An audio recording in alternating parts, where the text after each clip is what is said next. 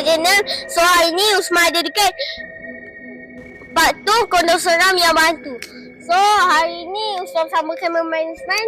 Kalau tak Usman seorang je. Tapi sekarang cameraman Usman dah ada.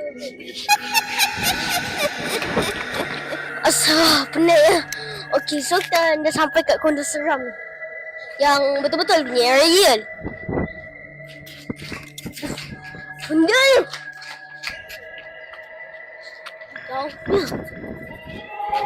oi!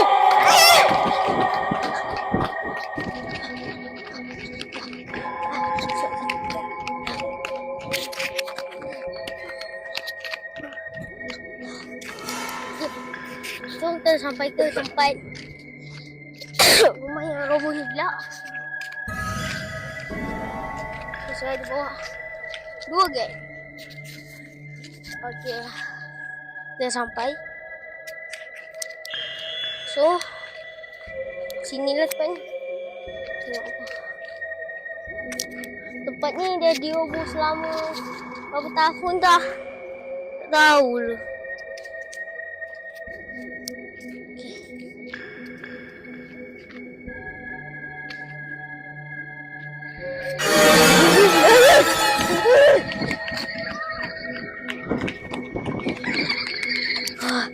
Okay, so sekarang ni kita dah sampai balik kat rumah tadi, bantu mula tadi tu. So saya bawa ni dan ni cameraman saya pun diikut juga sekali. Okay, jadi macam tu je lah daripada Usman Dida Channel.